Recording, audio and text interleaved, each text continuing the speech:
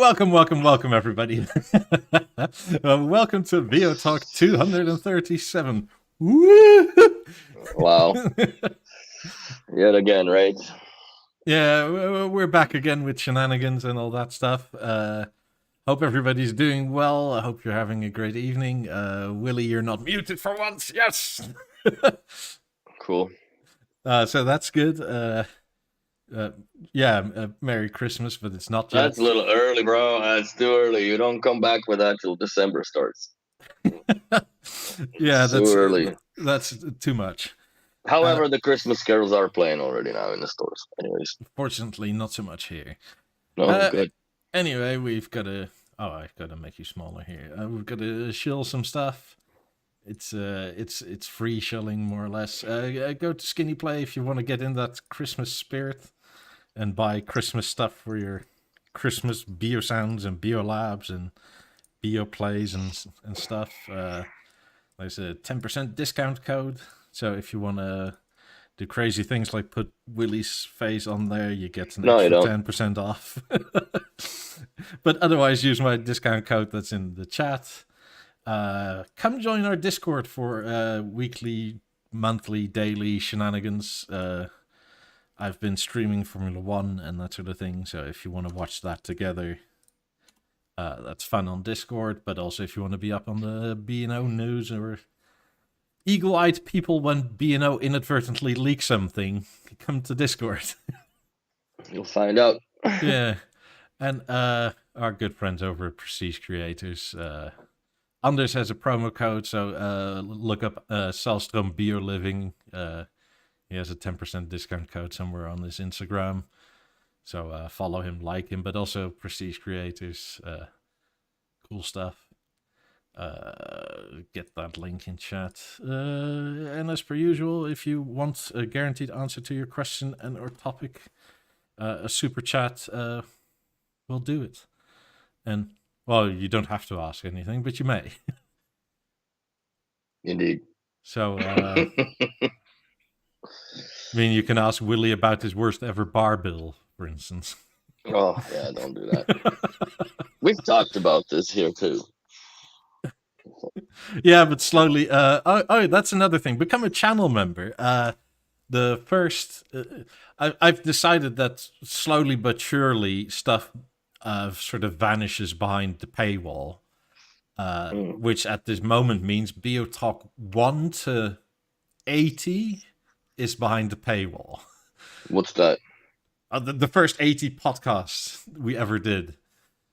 Or what's a paywall? So if you're not a channel member, you can't see those episodes anymore. But if you're a channel member, you get access to watch them if you so desire, and see us ramble through things. See us be green as shit. I'm not sure your Suurstroming could be in there. I think it would be. It would be like there was the first. I think it was like episode 76 or something when we did the Suurstroming challenge. It wasn't really a challenge. I just cooked it like it's supposed to be, or ate it like it's supposed to be eaten. But I did also open it the way it's supposed to be open, not spray that shit juice all over the apartment. Yeah. Oh god, that was a day. I still haven't dared to touch it, really. It's probably well, I'm sure it's expired, but how do you eat fermented fish when it's already fermented anyway? So I don't think it's yeah, it's not going to become more rotten. No, there's no way. It'd probably be just softer now. Easier to eat and digest. Gosh. You'll just smell more of it on both ends. Oh, man. Like I said, that thing ruined onions for me for like a good month after that. Every time I just had onions, and I had onions every morning with my scrambled eggs. It's just terrible. Terrible. The smell dies the last, man. So that's the last scent. Oh, I totally forgot something. If you, for whatever reason, don't want to look at Willie's face and or mine, we actually have a Substack. You can listen to the audio-only versions there, and it's free, so please subscribe if you're into that sort of thing. The difference between that and YouTube app is that this app will play with your phone screen locked. So that only works on YouTube if you actually pay the money. Yeah, the premium member. But with Substack, that just works like YouTube used to work. Because that used to work for YouTube. But also if B&O has any interesting press releases that people may miss because they publish them in a weird sector of their website where nobody ever looks, I tend to repost them on here. So go join our Substack. It doesn't cost anything. It's free. The app is free. You just need an email address, and that's it. And they usually go up an hour or two, something like that, after the show. Depends a bit. So go do that. So the NFTs are out. No. The this is like another Harmony release. They're just gonna show it on pictures, and then you can buy it a few months from now. No, the service they used for for releasing them, they come through a smart contract, which is also on the blockchain, and they updated terms and conditions. So they had to recheck that whatever they had in stock for plans and how to release it, that it's legally still on the up and up with the service, not that halfway through you get booted, right, and make it worse for everybody. So well, that's good. I think I don't remember off the top of my head, but I think they said it was the 27th or 29th now. Okay. So it was only like 12 days or something. But yeah, it was supposed to be this Thursday on B&O's. On the 17th, yeah. Happy belated birthday, B&O. Yeah. Up to another 97 years, please. I would like that. Once we're old men and walk with canes and go, back in my day, B&O used aluminium. That's right. I'll have a cane made out of an old 6000. To show them kids how thick the canes were back in my days. Because by then we'll probably have some exoskeleton walking for us anyways. So. Probably. Something along those lines. Yeah. So I think, I don't want to brag, but it's probably the first one in the world I put a Beosound theater on the gyro stand from STB Brackets. Oh, did they make one of those already? It came out the day after, like, it came out basically a week before the install, because I've been looking at the website. I haven't emailed anybody. I was just wondering, like, at some point they have to come up with the gyro stand, right? Yeah. Or gyro wall bracket. And they came out with the gyro wall bracket and the adapter for the theater. And it's not cheap. No. £1,600. But man, we put it in a concrete column. Like, you could fucking hang off of it, obviously. But I was very impressed. Also, shipping is insane. That thing was here in literally 2 days. Oh, wow. So there is a specific backplate that comes with it, right? Like, I think it's the third picture on their web. And they thought of everything, man. This thing is absolutely sick how it's put together. And it's the same interface, of course, like you put in on a table stand, or the big table stand, or the floor stand, or a wall bracket. The top thing is the VESA mount is the same. But putting together a couple of them now, man, I am fucking thoroughly impressed on the precision of that aluminium when it meets, like when you put the wings on, it's retarded. Like, you can't put a sharpened hair between that gap. It's so cool. Generic Enthusiast asked, does it work with the 77? I bet it works with everything. You know what? I wouldn't doubt that it wouldn't, because the guy that I was installing with this thing actually weighs way more than me, I would say. And he hung off it. There's not even a creak, nothing. The only thing that I would have not that I have an issue with, but if let's say the TV's in perfect level, but there's a little bit more weight or cables are pushing a little bit. Mm-hmm. It's such frictionless bearings that it actually there's enough force in just the 2 or 3 power cords that we had there that it started to argue back, right? Like you push the Oh, TV to be wow. straight, and then it just like I'm like fucking hell. Like you can literally move it with the like tip of your pinky. It's so well Wow. done. That's Like impressive. it doesn't feel like you're moving like what is it 40 kilos altogether at Yeah. all. It's insane. Sandeep says specs say up to 77 inches. Yeah, I Sweet. wouldn't be surprised. So yeah, this thing is insanity though. Like how it, and it's funny because I was watching on I think it was Instagram. One of the B&O shops posted their installers putting a theater together, right? Yeah. Same thing. Everybody, I'm calling out any installer that I haven't put that thing back and forth on 3 times at least I to did. test fit. Right? Everyone like there's no fucking way to just hammer this out on the first. It's like first I get you get the special pegs like you see on the picture here. So these offset things, and it's really hard to like even with the templates and stuff. Like it was a little bit tough to get. Well, not tough to get. Like you can just put it in there and you put the thing on. I'm like fudge. Like the screen is like a little further out now, and you put a size back. It's still not enough. And you put in a third one. Okay, this works perfectly. And yeah, like the panel that you see, and there's a little screw in the center. So that little plastic cover basically slides in from the bottom, and you tighten it in. So then just the U shape where the cables go, nothing gets fall off and pushed down. Like it's very very well thought through. Very impressed by this. It Good almost job. seems like Good they job, should STB. make more stands for B&O, as in like just factory have STB make them. I hope that they make some sort of a solution for a table stand that accepts Vesta 600 mounts, 600 by 400. Because if they're claiming that they can work with any TV, then well, I guess they can work with any TV. But my problem, like the house that I did the gyro wall bracket, there was a phase one. There's going to be 50s with. He bought the Samsung 98-inch panel, and we're trying to figure out how to mount a theater underneath it. And I wish that STV had something that accommodates for these overly extra crazy screens. And now that the LG came out with the 108 or whatever it is, 97, I think it is. or some, yeah. So he's thinking of actually getting rid of the Samsung and putting in the LG instead, because then it works together properly, right?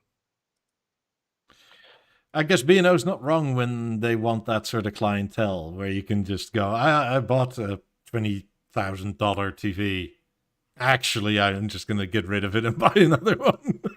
But it's a little bigger and different. Wow. So yeah, so that's now the problem, right? Like how do we custom make this? Because the problem is that he loves art, and all the walls taken up, and the TV goes against the glass side of the apartment, right? Mhm. Which feels bad because how do you can't mount anything on that place. So yeah, that's been challenging. I mean, a piece of furniture where 50s are going to be straddling each side of that cabinet, and then TV sits on top of it, and we want to put the sound center underneath or the theater underneath it somehow. So that's you could potentially ask Prestige Creators for a custom piece of furniture.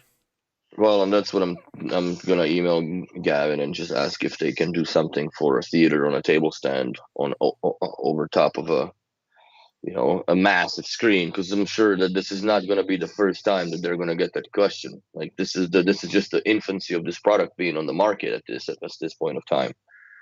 And just because by default of that says that yes, you can mount it with any screen, which yes, it's true. I'm doing one on Monday where it's still an LG screen, There's but some I'm putting asterisks to that statement. yes, I'm doing an LG screen tomorrow.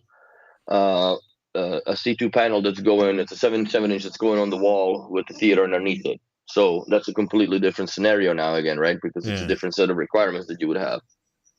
So yeah, I wish that here's a quirk that I've found out is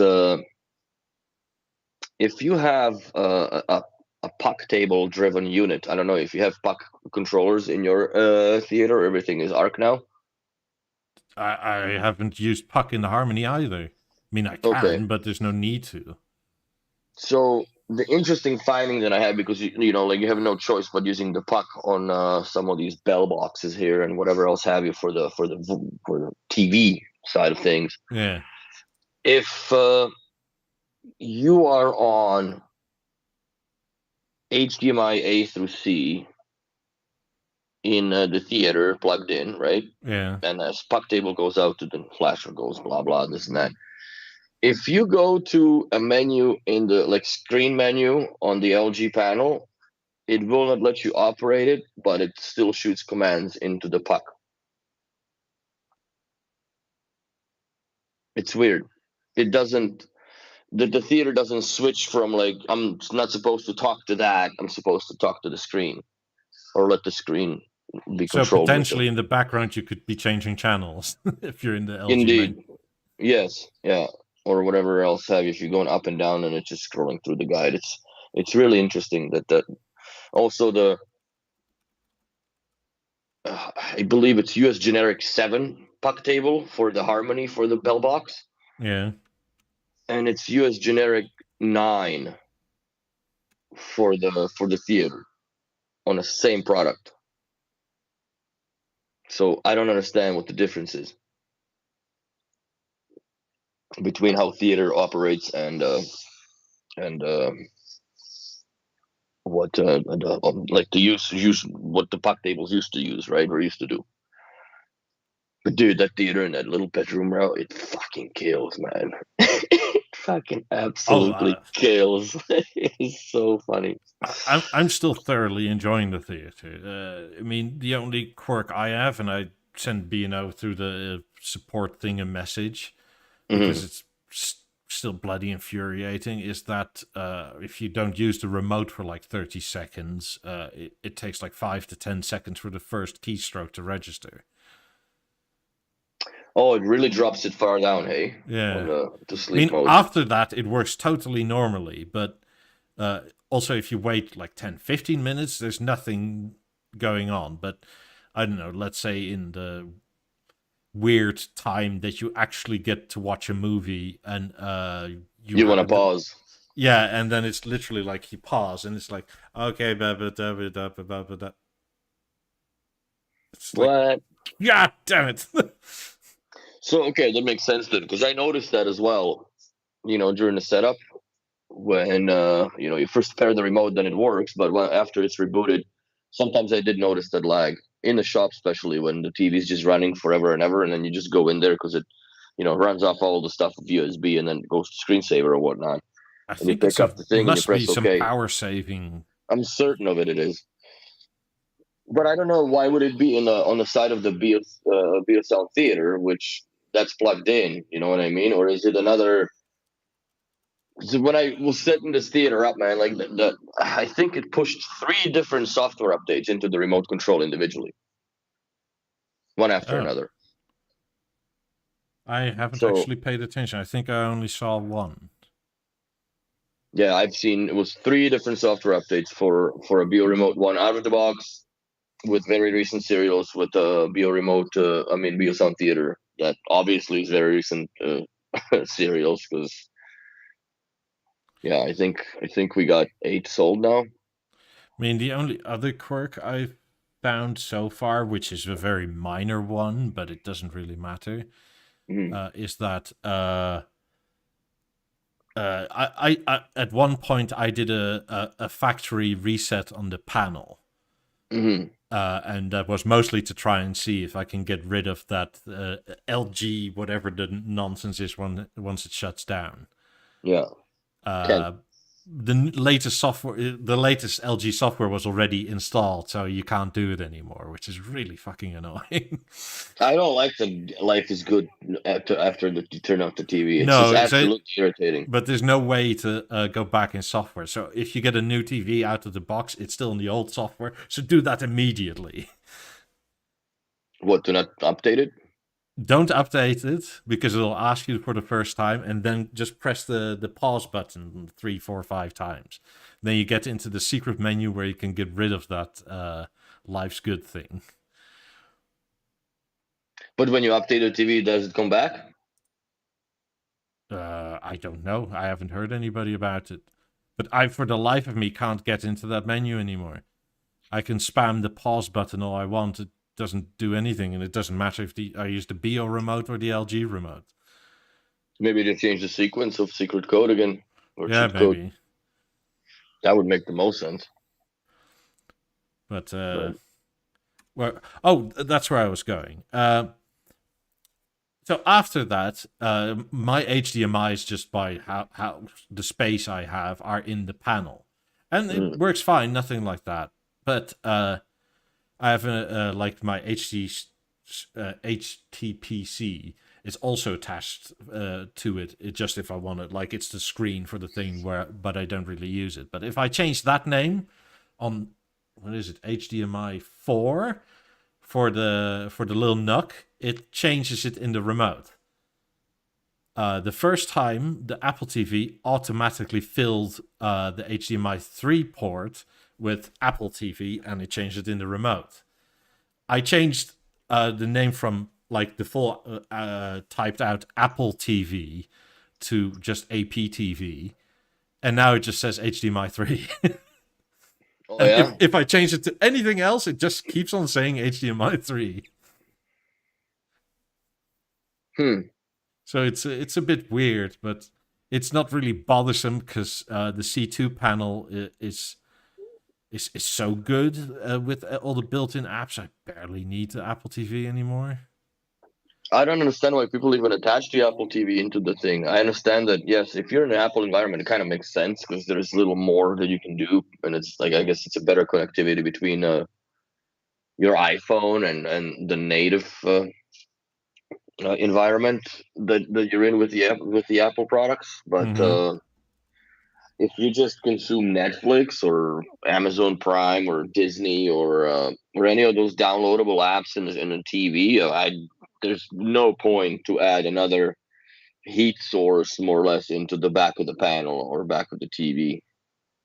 So, and yeah, this one we did was with the G2 panel. It looks freaking cool, man. And it's the G2 panels are much more solid. Yeah, the G2 panels are nice. Yeah. Uh, I'm gonna test that as well. Try to spam the mute button as Fighting Mango said. Did you say you posted the picture of your setup? And if so, where in Discord? Because I'm not seeing it at the moment. Maybe post it again. Also, does anybody know how to delete the sample photos off the goddamn LG TV? Or is that not possible either? Sample photos? They all come with the preloaded shit. So here's what my piss off with it is. If I, no matter, like, it's so hard to program the PLI into a macro because the TV randomly either starts in the USB stick mode under the media command or it goes to a sample photo folder, which after 7 photos that it cycles, like 15 seconds each or whatever, then it just goes to that fireworks screensaver. Oh, I turned that off. How the fuck do you do that? There is that's part of a sort of hibernate mode, so it stays on at the ready. God, where is it? I'll have to. Okay, but that doesn't delete the sample photos, right? Like that's the problem. But they never show up on mine. For me, they just go straight to the fireworks screensaver. Yeah, I'm not talking that. See, like that's what I'm saying. How do I program the macro, right? Sometimes it goes to the samples folder and then shows the pictures, and then once it runs through the cycle of those pictures, it goes to a freaking screensaver. And sometimes it boots up by media player command that's what I wake it up with, and I put the media player command in it, and then it instead of opening on a sample photos, it goes to the USB stick, which is one below. Because sometimes the timing of the arrows doesn't correspond, right? Because I put, select media player, wait this and this much time before you fire a step down command, and then press OK, and you're in the folder that I'm supposed to be in. And then I just press one more select button, and then the sequence starts. That's basically just to automate for the guys in the showroom to just have showroom on and off, right? So when I press showroom on, all the TVs turn on, and they also go to a specific source at no volume, so it's not talking over one another, but they all go to these, like sample video folder, right? Yeah. And I cannot get the theater to work properly, and anything with those new LG when you turn them off screens, like it's just the sample folder pisses me off. It just tosses a big wrench, and I've scoured internet. I cannot find where do you delete the sample folder.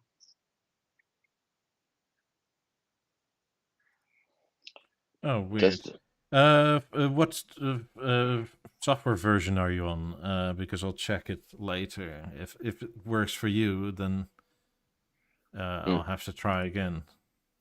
Are you doing it with the LG remote or the Beo remote? Yeah, he just said just tested it, and only the LG remote mute button spammed 3 times will bring up the menu. Weird. I want to try that tomorrow for sure. Yeah. Oh, but sorry, maybe the standard photos come off when you have the always ready, or come on when you have the always ready mode on. It starts cycling through that basic art that's preloaded. That's the piss off. Yeah.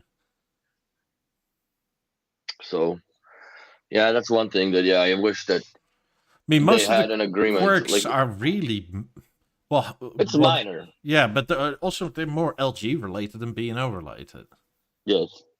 Well, that's the thing that I wish that they had an agreement that once you install the B&O app and it's paired through B&O as a B&O TV, I think there should be in the app software also that when you fire up the screen, well, fuck the curtains at this point because I gave up, but at least put a Bang & Olufsen logo flash, right? Yeah. And then same thing when you shut it down, it should just do a logo, maybe something cool like the animated thing for Avant when it was booting up, the little underlighting on it, and then just shut off the panel. I'm convinced they still could do the curtains if they wanted to. The modern TVs are so bloody powerful now.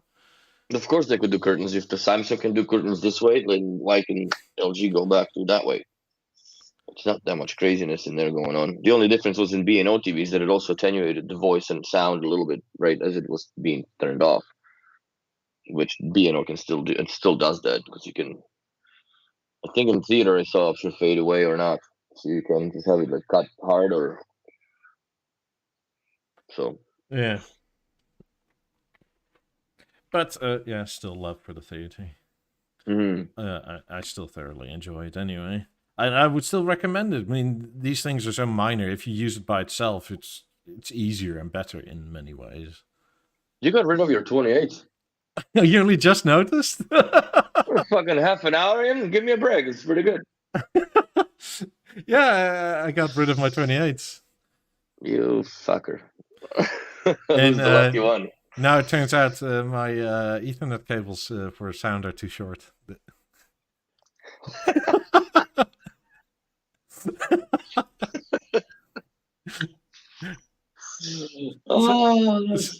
So I've cleared up as much as I can and limited the 5 gigahertz networks and asked around to be able to play with that, and it's so far so good. Nice. These are not connected yet, but I did that with the Harmony already, and that was fine. So tonight I'm going to go through the glorious experience of trying to WiSA connect stuff to the theater. So I'll report back on that. Nice. Because so far I've only heard horror stories, but they were always with 28. Mm-hmm. But we'll see. Yeah, congrats. So I sold them, and maybe gone a bit dumb, but it is what it is. Where are they at?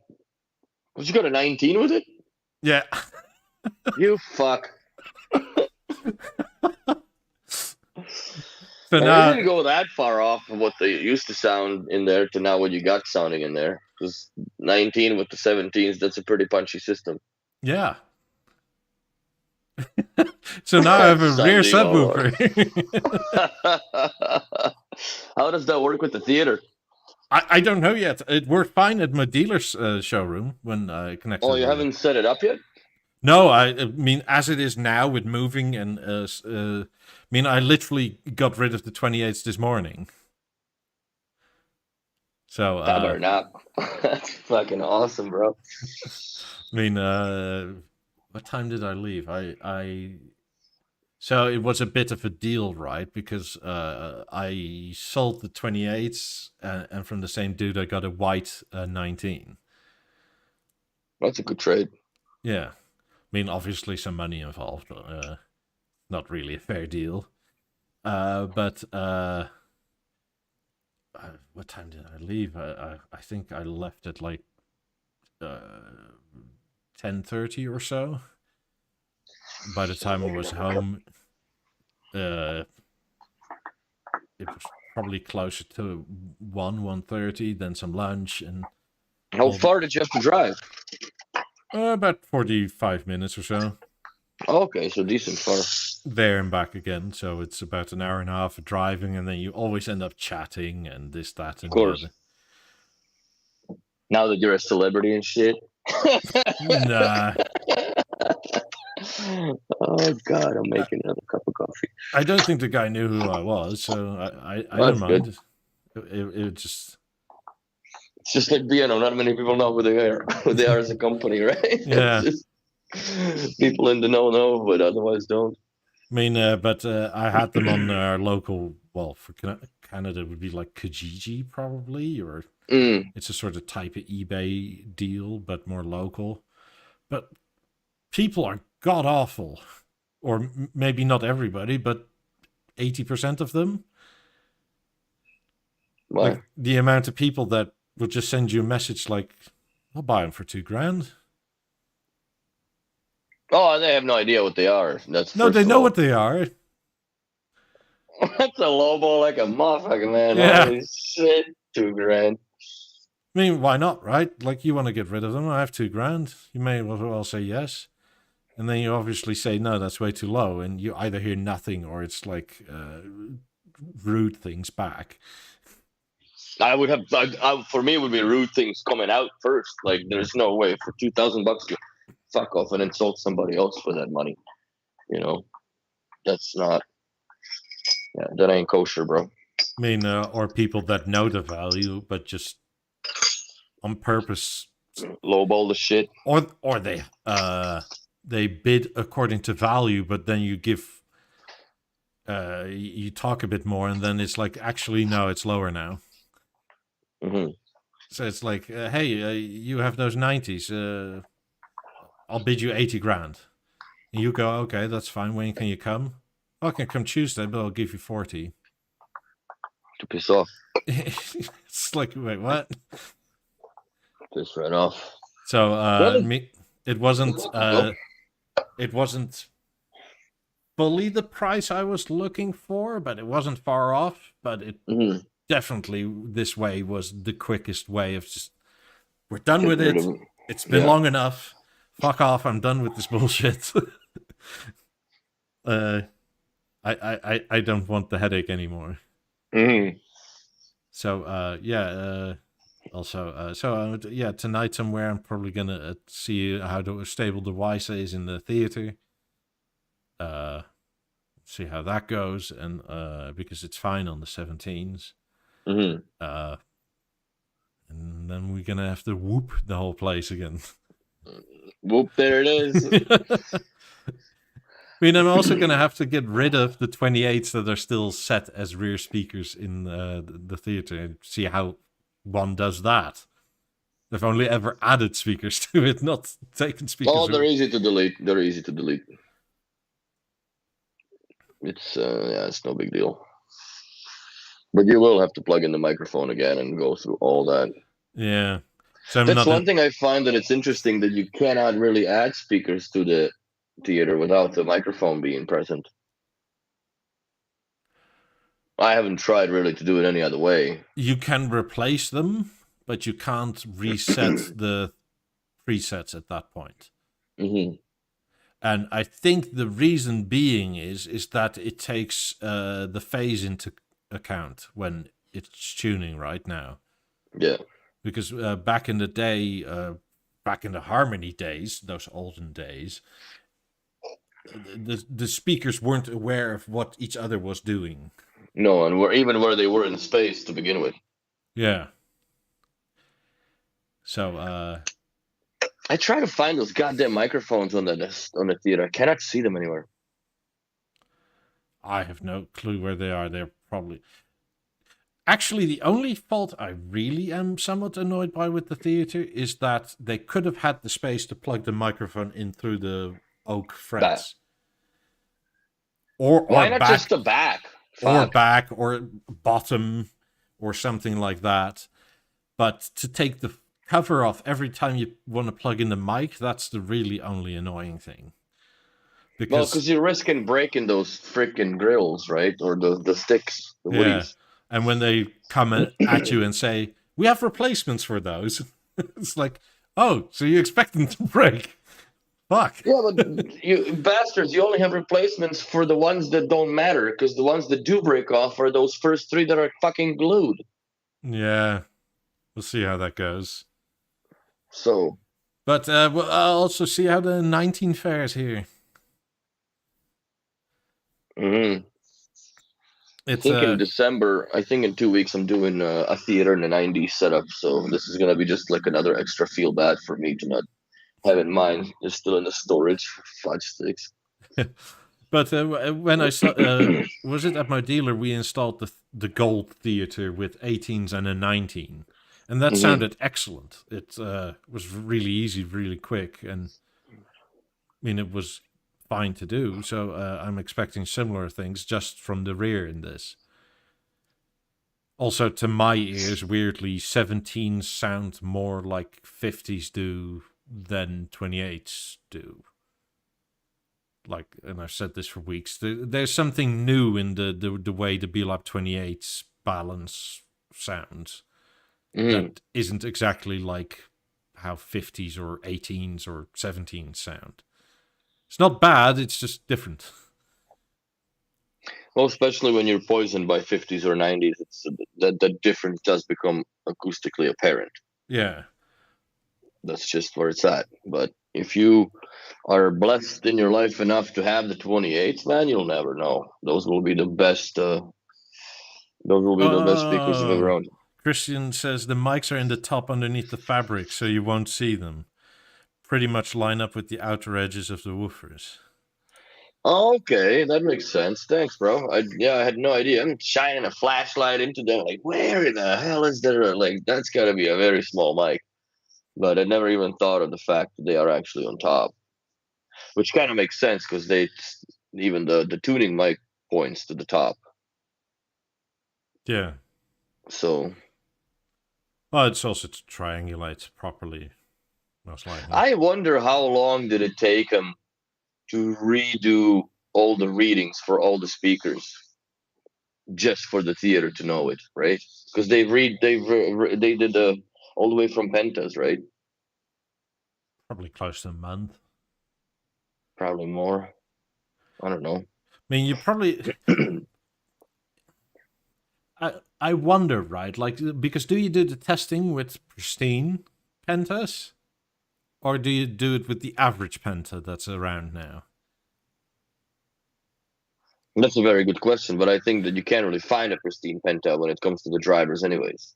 Like, Yeah, well, aging would you be can there. get them refurbished and redone, right? Like a lot of Yes. people do that. But I mean, even if they're in very good condition, most likely they're what 5-10 years of use, if not more. But then again, I think that the pentas are more or less like a courtesy to you, that you can put your old ass grandpa speakers on the system, because the likelihood of somebody having pentas with a theater is nil to me. Like, it's, if you're gonna buy a theater, you're not floating in penta money. You know what I mean? Steve would definitely put Pantas around this. But yeah, I don't know. Like if you're doing that, I think Pantas would be sacrilege to put him in with. But then I'd be curious to hear what the heck does that sound like. But Yeah. yeah, it's just interesting that they put so much effort to that. Interesting, but Wait, is that me or is that his internet that went? Am I still here? Am I still here? Oh, it's his. Oh.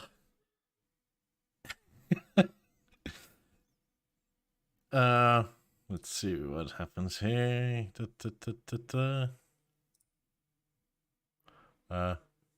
Wait. I'm gonna call him back. Let's see. Sorry, this is loud. weird. There we are. My Skype just like turned off. No idea why. Just whack, done. You're done talking.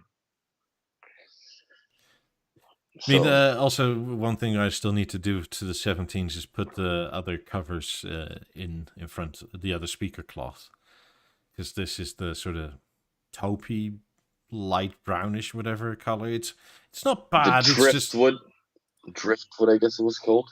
I'm not even sure what it's called, but that's driftwood. But I must say, I do like a white 19. I also like the 90th anniversary one, but they're quite hard to come by now. What, the 90th anniversary ones? Yeah. With the rose gold? Yeah. You could probably order the rose gold grills separately still with the dealer. I think, no, then it may not be available because I know the remote chassis are not anymore. Yeah, I mean, it would kind of clash, but as a shape and an object and the color combo, I kind of like it. It wouldn't really go with anything I have here, but no, I still like the silver and white. It looks good. They should have made that anthracite color too. The front, the aluminium. That'd be cool if you did anthracite with the white. But yeah, I like the white. I actually like the white lap too more than I like the silver because it's a better finish. It's smoother. You could paint the different colors if you wanted to at some point, but that ain't what I will do. Yeah. So yeah, I'm enjoying this so far. Just have to set it up, and we'll see how good, bad, or indifferent it is. I hope it's like Wysa of old without network issues. I hope, since the theater is potentially more open, it has better range and reach. It's all antenna dependent, right? But those antennae would be somewhere, I guess, in between the drivers at that point. Yeah, but a lot more of the chassis is open fabric and or plastic composite, whatever you want, which obviously holds a lot less back than if it's somewhere in the back of a Harmony with a massive structure and wings in front of it and a panel. And fair enough. Yeah, blocking a whole bunch. Yeah.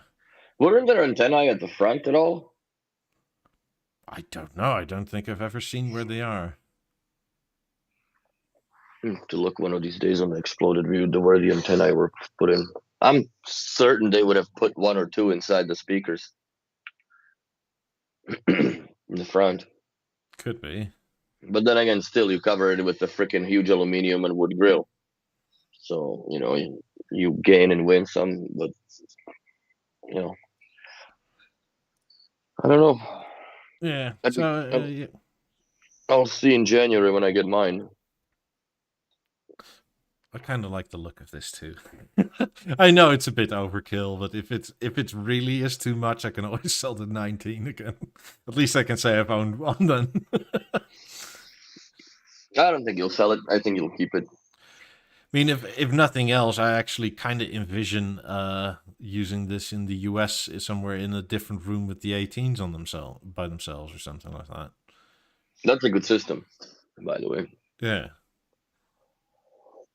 I mean, I'm not opposed to buying another set of 17s. Fucker, you got lab one sitting in my storage locker. Don't forget about that. bedroom, guest bedroom, kitchen. Guest bedroom. By the pool.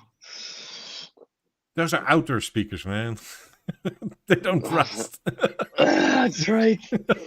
Outdoor lab ones. Fudge. Well, yeah. I mean, what will you listen to otherwise if you come over and stay? If I have nothing in the bedroom. Fuck it, I'm not coming till there's something there, man. Bring my own level. BYOL. So, actually, I have a level for sale, so I'm gonna probably post it. I don't know. Should I post it on eBay? Probably the best way to get rid of it. Yeah. If anybody wants a level, brand new mint condition, I haven't even opened it. It's sealed. It's actually just ready to ship. Anybody wants a level, I'll give you a good price. Throw me an email. You should know my email by now. I'm gonna say it. Giganticphallus@gmail.com. That's right. So, yeah, if anybody is interested to get themselves a cheaper level, and the silver ones apparently are running low on stock. Is it a GVA one or a normal? Yes, it is. No, it's a GVA. They never ordered non-GVA here, which kind of sucks. And I found in ROS a product number for a walnut grill for the theater. So hopefully they make it. It's gonna be probably one of those custom ones, right? Yeah. For like $17 million and shit. God damn it! I can't switch everything over to walnut. I can't think of this. It's too expensive. I mean, I'm not going to spend bloody 10 grand on getting walnut covers for everything again. Well, I'm not telling you to do it. I'm just doing it myself because I already started that way. If I had started with oak, I'd be fucking sweating oak, right? Yeah. So this is how I spin it to the missus. Like, I need more 17s because there's no wood on that, so I never have a choice. So I'm never tempted to spend that extra 10 grand on a bunch of wood. So what we do is we have 6 17s and then 2 sets of 50s, and that's an efficient way of using money. Fair point. 17s are a great speaker, though, man. Like you can't deny. You can't deny for how little they are. I think they're a perfect theater speaker. Yeah. I mean, I wish they kept on making those. Yeah, it kind of feels bad that they got discontinued because there's really not much to it now. Like, I understand the new Emerge. It sounds okay. Up to volume 50, I think it's all right. After that, it just goes to hell. But if this Mozart platform somehow works in a way that you could tie in, like the theater with the Emerges, right, for your rear channels, like that'd be pretty cool. If they were halfway clever, I wouldn't allow it on Emerge. I would potentially go on just because it's so out of line with a theater. Yeah, but if you do them in some rear surround heights, whatever, like, that just doesn't matter. Yeah, but the theater uses its surround very differently than all the old TVs did. I realize that. I mean, they're very active. So even in the golden triangle or whatever they call it, which is very good, but it's no longer the idea of like, hey, I'm watching regular ass TV, so my rear channels don't do anything. That's just no longer a thing. The true image is seemingly fully reworked, and in the sort of triangle situation, your rear speakers are always active. Yes. And it's very natural, and you don't really notice it unless you start like turning your head and actively listening to it. It's funny because I did the setup with the table, a floor stand, motorized floor stand 55. And I go up with 3 guys, one was just to program the Savant and blah, blah, blah. And 2 of us were putting together the theater and had to pull out a goddamn Beovision 9 out of that place. So a lot of laughs. Free fitness. Smart TV, bro. So we pulled it out, and then like, holy shit, like there's analog stuff and this and that, and the cables USB-C to the ones that you Christian told me to order. They came in the day of the install, so it feels bad, but we still got to go back there. But I did their calibration properly, right, with the microphone, and he's got a set of fives at the back. But the way that system was set up, it was BeoVision 9 is center front, and then behind you, you had a front left and front right. So when I set it up properly, the way that they're used to it now is like, well, these fucking lap fives don't put any sound out anymore. Like they're still on, like you can hear them barely, but they're like, well, yeah, because they're surround right and surround left, so they're filling in, and it's just you have been listening to your system wrong this entire time, bro. But in French. No, this guy spoke English, so like I told him that. C'est un grand problème. And then we put the TV up, and he looks at me and he asks me, he's like, "So what do you think? Would you put a bigger TV in here?" And I just looked at him like, you know what? I hate answering this question as an installer now, because I would never be in this position if I was to do it with you here, because I would have visited the place and I would have told you to go with the 65 right out of the goddamn gate. Because you think that you can't put more than a 55-inch here because you had a Goliath in here. It's a fucking grand piano that you just took out of here for a TV. Like that thing took a lot of space. Like it's got a lot of presence as far as the BeoVision 9. And then you throw in the little not little, but like it's still the theater looks like it's floating in midair comparatively to the BV9, right? Because it's a big chunky ass grill and the big booty in the back. And I'm just like, no, like I would just gone with 65 here right out of the gate. So we're gonna go back and swap the panel out. Was it a 950? Well, that's the only size. Because just the bezels alone make up like 10 inches almost. Oh, quite a bit. Especially the bottom one is even thicker because the way that it looks, it just. So. No, yeah, that's about from left to right is about the same size as 65. Yeah. If you just measured it, so. I mean, it's a beautiful TV, but man, like Sandeep's TV, a BV12 65 with its bezels is basically a 77-inch. Like it's a centimeter and a half larger, the 77-inch version.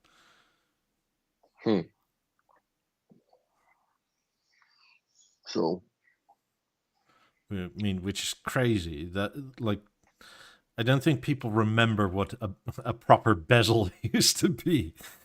Oh hell no, man! Like people don't realize anymore. But this is 2008, 2009. This was a pinnacle in the technology back then.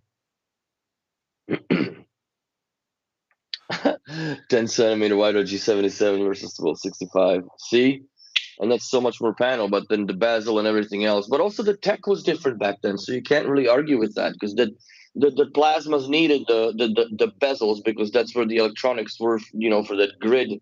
I forget what these things are called, but that's edge-lit.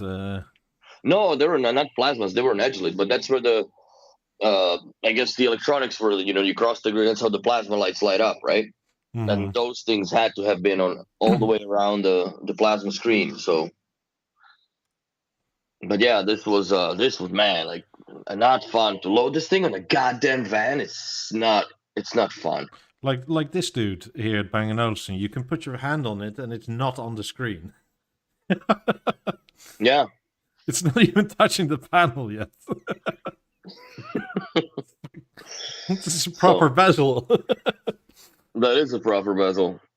I actually have a few of them now, and that I wanna. The one we have in the store, I have to get back to the B&O store sometime this week, and take out the frame off of that BB9 and take out all those plastic clips that hold the frame, because I have two frames, but I only have clips enough for one. And I want to make a mirror. Sweet. Yeah, gotta. Are you gonna keep the speaker somehow in there or use or? No, just fill that whole square with mirror. It's gonna be a hanging on the nice but wall. heavy mirror.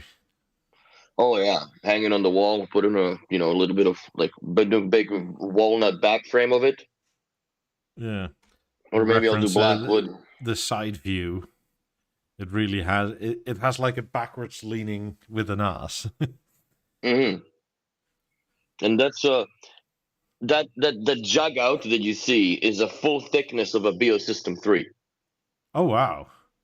Yes, and the jug out before that is a full thickness of a Beomaster 5, because that's Beomedia server used to be inside, and so is Beomaster 5. Once the Beosound 5 came out, you could have just swapped out. There was a special board that you could order, and you could swap Beovision 9 guts for the inside, so you could actually hook up a Beosound 5 directly to the Beomaster 5 inside the TV. Well, that's kind of cool. Yeah, man. That's how I had it done in my mom's house. This is like when I first moved in there after I divorced, and I had the extender kit and all this shit. So I had the Beosound 5 like on the other side of the room, but there was no like everything was done built in. It was perfect. But this thing is probably twice as thick as a theater. Oh yes, for sure.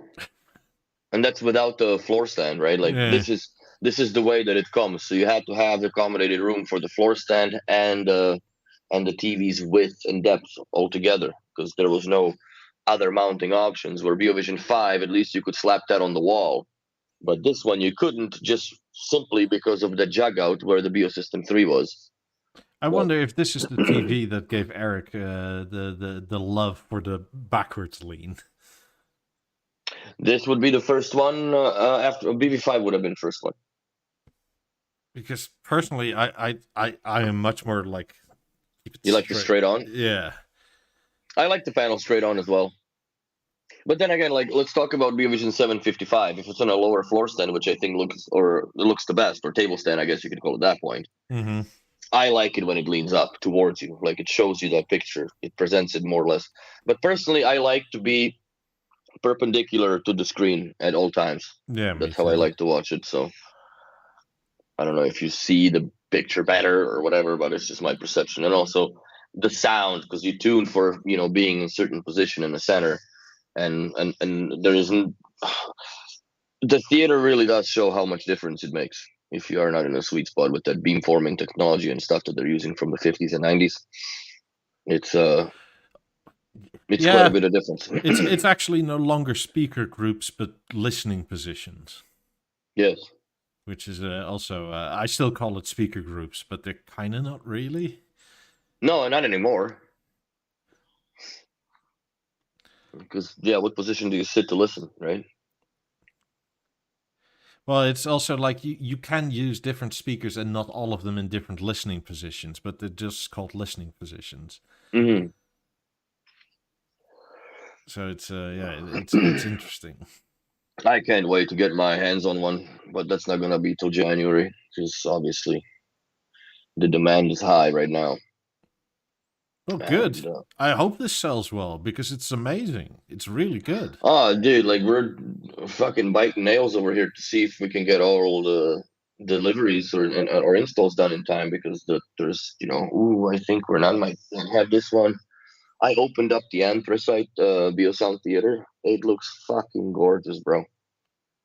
The anthracite looks sick. I would never put it in my house because it doesn't work with anything. But in the house where we're putting it with the black 50s, Mm-hmm. Mercedes grill, black 50s, walnut covers, and the anthracite theater in the front. With the if that item is actually real and available, then I would have them order the walnut covers for the front instead of the Maybe dark it's a smoke oak. bespoke one, yeah. If it's a bespoke one, then but it's on the price list. Like it has a price. Hmm. So maybe they just haven't really talked about it much. Maybe I overstepped my boundary here, but it's fucking available. So I'm hoping to get it. And that's my criteria. Like if I'm gonna get it, it's either gonna be gray melange till the walnuts covers are available, or it's gonna be walnut cover right out of the grate. I don't know if the Mercedes grill for the theater would be cool looking. No, I think it would look like a cheese grater at that point. it's Or not big enough and and it's not too too. blingy. It could potentially work with the anthracite one, but aluminium on aluminium like that is a lot. Mm-hmm. Also, the problem is that the cover for the theater needs to be flexible to get it off. It's very flexible, actually. Yeah, it's surprisingly like loose when you just have it. Like if you have the cover Mm-hmm. like that, it droops still. Yes, yeah. It's I don't know what it's made out of, but it's almost like an elastic band that's a bit old or something. Well, it's swingy because those lamellas are going only one way, right? So Yeah. it allows for that bend, which you really need that bend in order to get that thing on the speaker properly. And yeah, also use that prime tool that they supplied with when you are doing the speaker tuning. But yeah, that's one thing that I don't understand. Like, what was the actual reasoning for having the microphone plug from the front? I don't know. If you look at the wooden lamellas, it's literally less than half a centimeter over, and there is a hole and a slot. It's like because that button where you can turn the mic on or off. If you flip that over and like 2 mil down, you could have pushed it in.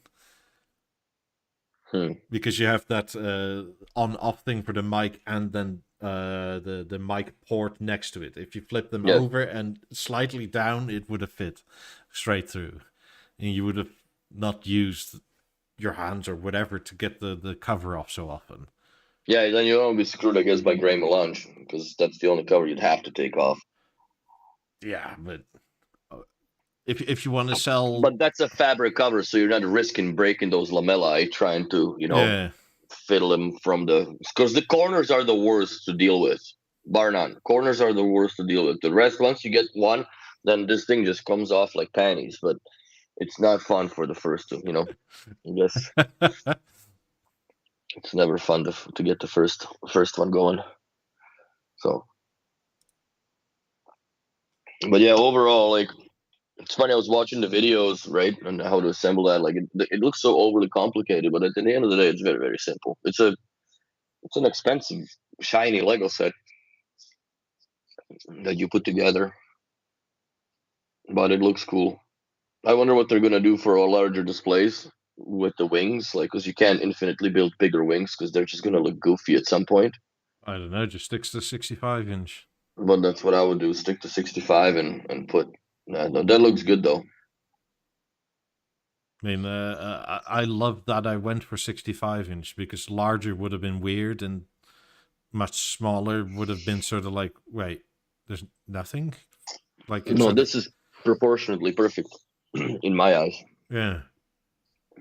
So By the way, this one of the newer remasters, this track on the theater sounds pretty epic. it's in the air tonight. Yeah, especially the Oh, the fact I was it's like fuck me.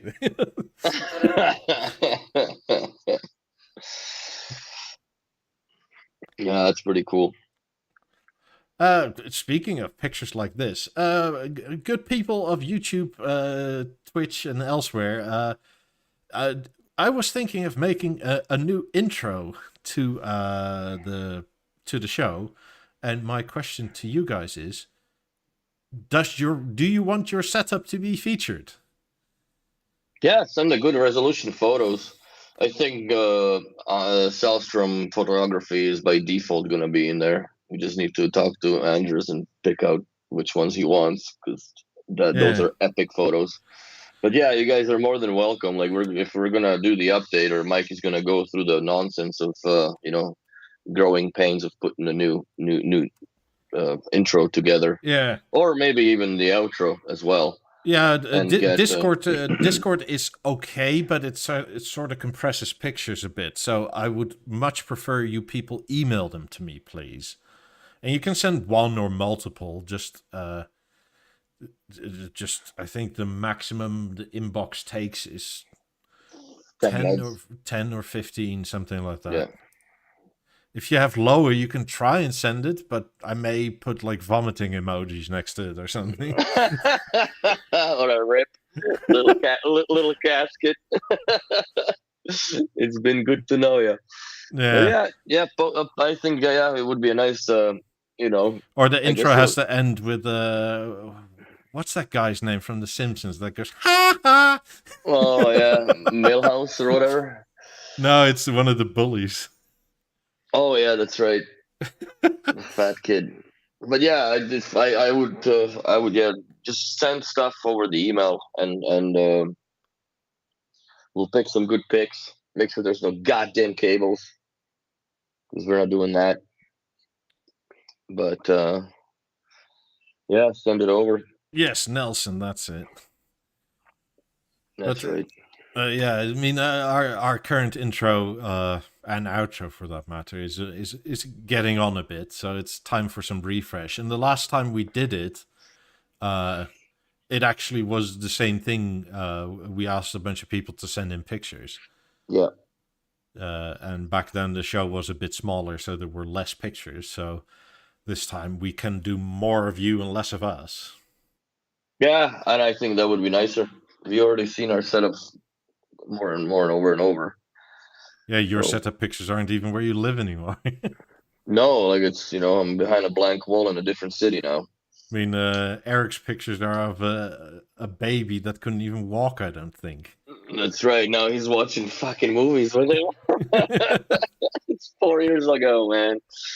So yeah, we should definitely. People can send some photos to be appreciated, and go from there. I mean, I'm not saying do it right now, but please send stuff if you want it featured. I'll start probably tomorrow or the day after doing a bit of that, and we'll see what we get up to. It's just time for some new stuff. Maybe I'll throw in some skinny play pictures of Willie's face or something. Who knows? Oh no! Don't do that. I should get a family photo printed on my level. I wonder if they're gonna do something about theater or for theater, because it's so flimsy for a grill. I wonder if it's ever even a possibility or a thought to get anything going. I bet you they will try, I'm certain of it. but I'm not sure they'll succeed because of the flimsiness. And you kind of have to take into account how is the fabric going to put tension on this. It's gonna start shrinking the fucker down, I'm sure. Yeah, but surely by way of laying fabric a certain way, it can also put the tension this way, right? It doesn't have Yes. to just be this way. Yes. But then how do you clip it? And can you make something that's strong enough, that's thin enough that it doesn't sit halfway out the rubber pegs? Mm-hmm. Yeah, it's gonna be an interesting challenge. I mean, I have a feeling it's one of the theater is one of these things that they'll try but maybe not succeed for. I mean, the stage cover is a lot firmer. Oh yeah. I mean, it's still bendable, but it's not like you can bend it in 90 degrees over 2 inches. Mm-hmm. And with the theater, you just can. It's weird how soft it is, but yeah. Yeah. So I don't know. If there's gonna be success. I just hope they come out with more colors. Like if I'll be happy with take the walnut to match my speakers, but I would be also happy if they made like instead of gray melange, which is quadrat, I would hope they would make something in white quadrat fabric to match the 90s in white. Yeah. That'd be sweet. So this wasn't posted earlier, but Mr. Chiller has an Eclipse setup. That's beautiful. I mean, a custom cabinet fits perfectly, 19 off to the side. If this was like a BB11, I would hate to install, but the Eclipse has a freaking wall bracket and shit template, so it's simple. You don't have to worry about effing up the measurements. Just works well. Also, Kitty. Hello, Kitty. Yeah, so yeah, that's a good picture to put on. I like it. Everything works together very well. Yeah. That's a nice photo. And also as rear speakers. Fantastic. I think more and more people start to understand what the shape is capable of. Mm-hmm. Which is great, in my opinion. I mean, if you have a BeoVision and want to use a shape as rear speakers, it doesn't actually. Well, in a way, it's cheaper because you can use the BeoVision with speaker group / listening position with it as a radio, right? Mm-hmm. So you don't need to buy a core necessarily. You just need the amp, which is, I mean, the core isn't cheap. I mean, you just need to put in your shape, whatever thing once, but your dealer can loan you a core for that install. Mm-hmm. I'm thinking of just getting the shape padding tiles for the back wall to absorb some sound. I think you're gonna have a really feels bad once you put that shit on the wall and you realize like, I wish there was speakers inside it, because that's what will happen. Maybe that's the way he wants to tempt himself that way. Yeah, but I still haven't really gotten into like what the actual value, if there is a number to be applied to it, how good they get.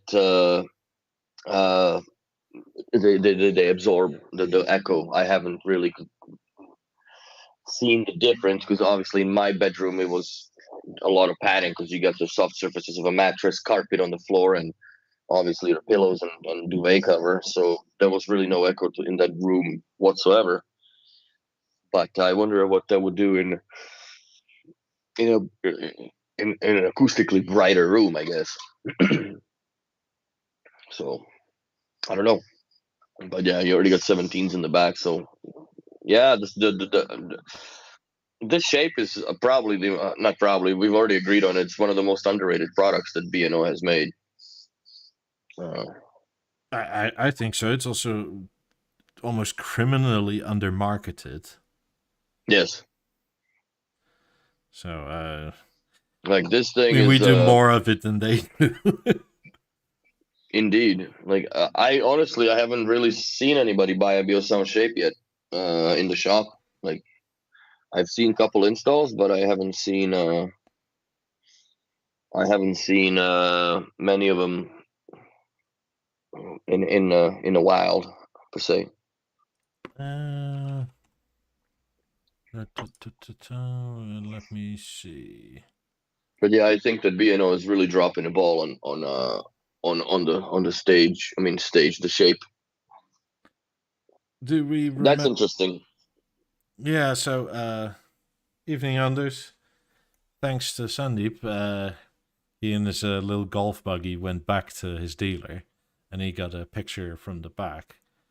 And it's seemingly this is something they can or will do, or it's feasible by dealer. Okay. Let me get the other picture up. I'm quite intrigued. Do it.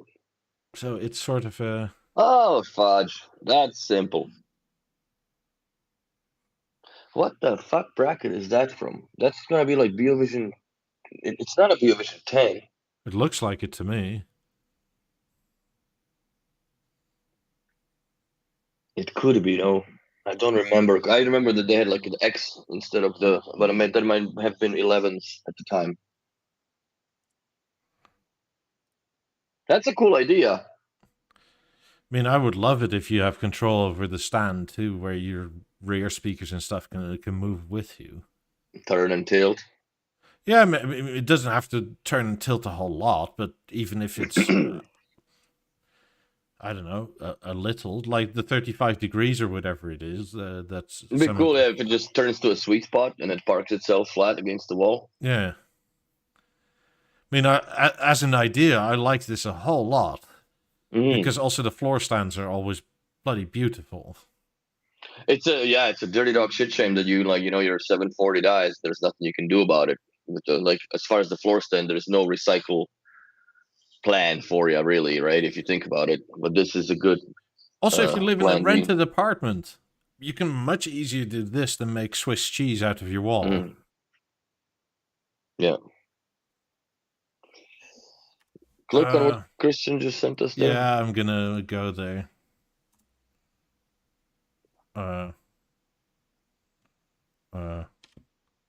Oh, this is his new house. Who? Christian's house. Oh, nice. Fudge. They're just like living in an aquarium. That almost looks like a modern version take on a Farnsworth house. That's cool though, man. I'd live in there for sure. Wouldn't you? I'd live in the garage. Let's see the garage. We're in the garage. This is the garage? I don't see it. There's a motorcycle. There's like 120 odd tile shape. Holy fuck, yeah, I see that. Now I see it. It just refreshed my screen. That's a lot of shape, man. And I bet you that it wouldn't even sweat it as a system still. No. But that must sound fucking epic. How do you measure that out, like from an installer's point of view? Would you set it all up on the floor and then take measurements to put where it's supposed to go? No, you call one of those dude with the laser things on the tripods and then have somebody stand with a stick. Like how they do the geography measurements. Fudge, like, that's insane. Huge. That's a beautiful house. God, could you imagine if you let's say you start on the right and your first tile is like 0.5 millimeter off of level and you just go in the shape you pre-designed and then it's like with this wide, it's probably like 2 inches off of level on the other side. You know what though? When I did my shape in the bedroom, because how the tiles are shaped, no pun intended, right, with those 3 angles on them, I'm like, holy fuck, I mounted it off level and I put the level on them. It's perfect bubble, right? So it's also an optical illusion for this to for how you perceive it. But yeah, this is definitely a laser level install. I wouldn't even piss around. It's all on the ceiling here too, but the picture isn't great for that. I did notice it, but I was hoping to. Do you see the ceiling on the inside? Oh, there's another. That's the shape as well. Yeah, it's just another room with another enormous shape. I hope there's a better picture of it somewhere. That'd be cool, but then that's a good pre-wire right away, like to get. That's a lot of cable going into that, man. With a house like this, you better be sure where you want stuff, because with everything being concrete, it's not like you're gonna run some new cables in the ground somewhere. Wow, but then like, how do you amplify that? Like, do you run it off of the BeoAmp 16? I guess, if that's even relevant, because you wouldn't do the tiles, of course, the amp tiles. Maybe the concrete is cool enough that it acts as a heatsink. I would doubt it, bro. Like, it's the hottest spot in the house is the ceiling all the time. God, look at all those tiles. Bloody hell. That looks sick, though. But they probably bought a whole year's supply of Beosound shape that was available. To do this with. Imagine somebody comes to you as a dealer and you say like, hey, I'm interested in the shape. I'm quirky architectural. And your dealer goes, yeah, okay. So what are you thinking? Like 4, 6 speakers? It's like, no, like at least 128 tiles. Yeah, at least. And that's just one of them. That's for like in the garage or something. It's like, oh, okay. Yeah, that's insane, bro. Absolutely insane. Fuck, now I miss my shape. God damn it to hell. I really miss it now. I miss everything that I have in the storage. It sucks. So. I mean, that's so many tiles on the ceiling. Yeah, dude. Christian, do you know how many tiles this is? Because I see, like on the left, it's 3, and then 6, and that's just row 2.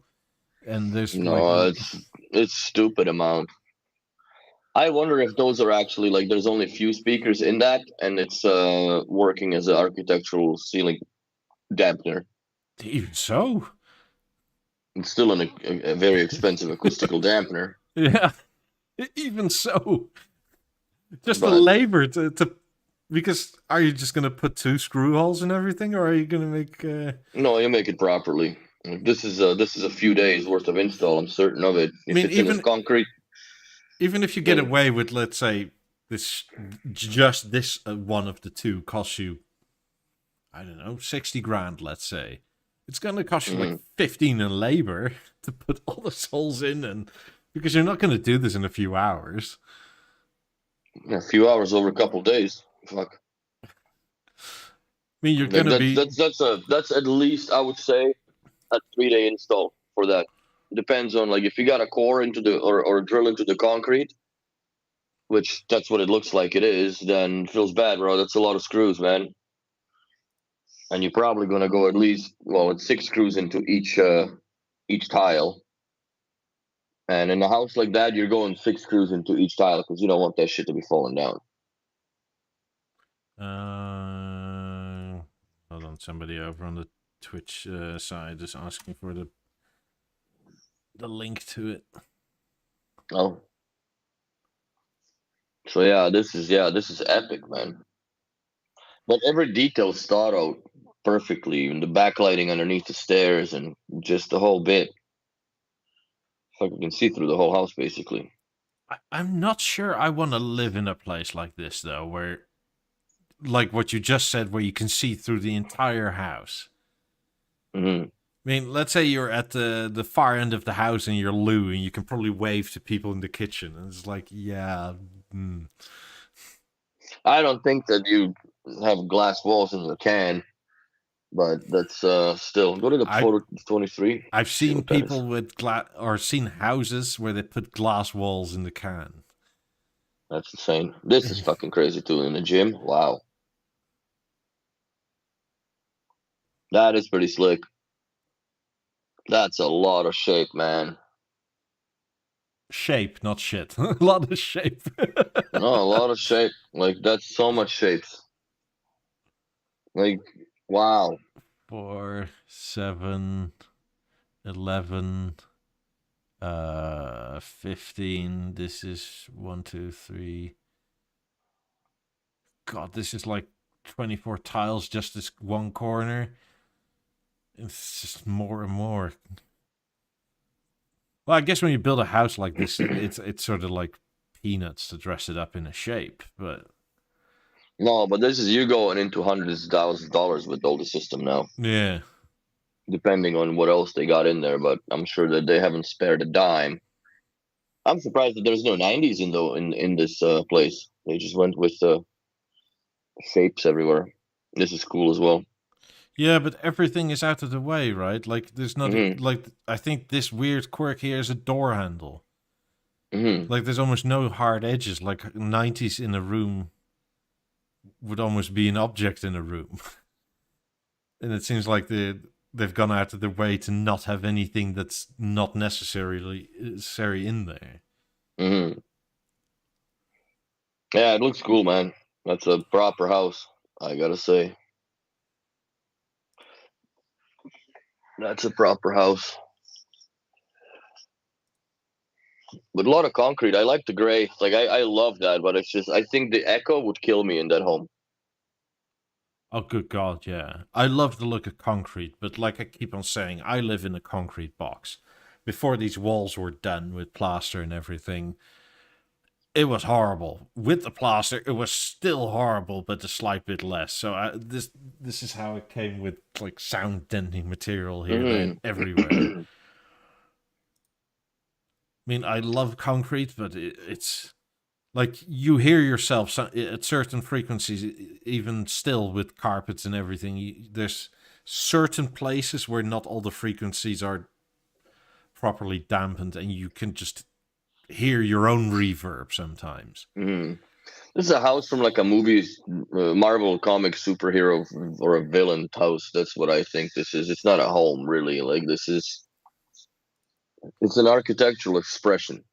But to live in that, I don't think that I would appreciate it. It's too much.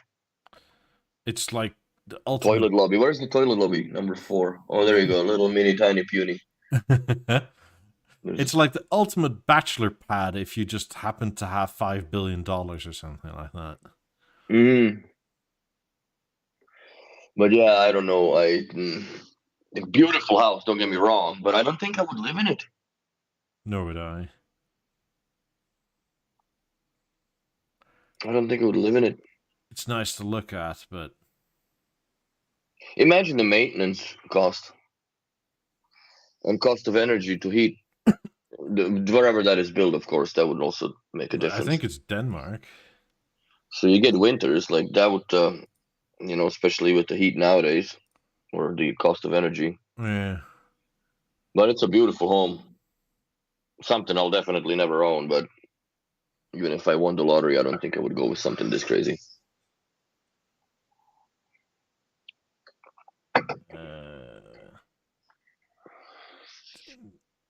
21. Still, like where my mouse is to the left is 23 tiles already, and that's the. So that's probably 65, 70 tiles in there. Yeah. God damn.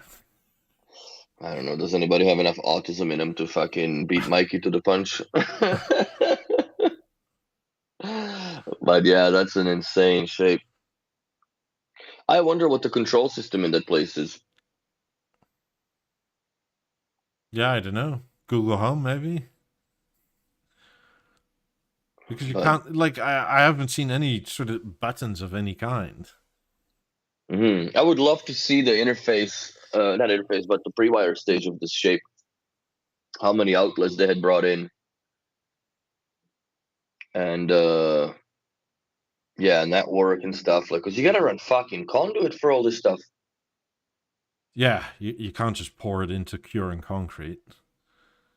So this is all, like the frame and formwork, it's insane for as far as the concrete craft is concerned. Like, it's insane. But yeah, like this house must have been in a build for a while as far as the design goes and where everything goes, man. Because once you pour the concrete, bro, it's liquid rock, and that hardens. That's it. 203 tiles in total. Jesus Christ, David. Probably not in this one picture, but in the entire house. Yeah, no, probably. God damn. But yeah, what's that's the average biggest cost shape I've ever seen. of a tile? I don't know. Well, it depends on the quadrat, or if you want a speaker tile, blank tile, amplifier tile, right? Yeah, okay, but let's say it's a blank tile with a basic color on it. That's because they come in pairs. Yeah, but we're talking probably at least €150 for an empty bucket with a cover, right? Problem. Well, it's $150 here just for the quadrat fabric, or $175. Like, so. Yeah, but the quadrat is the nicer option. But let's say you go for the salmon or whatever. Yeah. The Brazilian clay. I mean, if I'm not mistaken, it's like 100 or 125 bucks, euros, something like that for two. And then you get the bucket just empty, which is probably going to be another 100 or 50 to 100 somewhere at least. Yes. It's not cheap. Definitely. It's not cheap. Yeah. But we'll see once I move up to that apartment and how long this process will take. Because if I'm going to be here for a while, I might unpack some of the stuff in the storage. Like at the very minimum, it's 45,000 euro in shape. Fuck.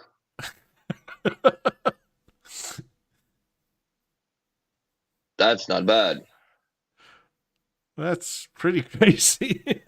That's without any amplifier tiles, or just like in hollow? That's like with maybe a few dampers here and there, and that's no amplifiers, no speakers, no nothing. That's just a rough estimate of like 225-ish bucks times 203. So it's probably like this is what you could trade your 90s for in shape.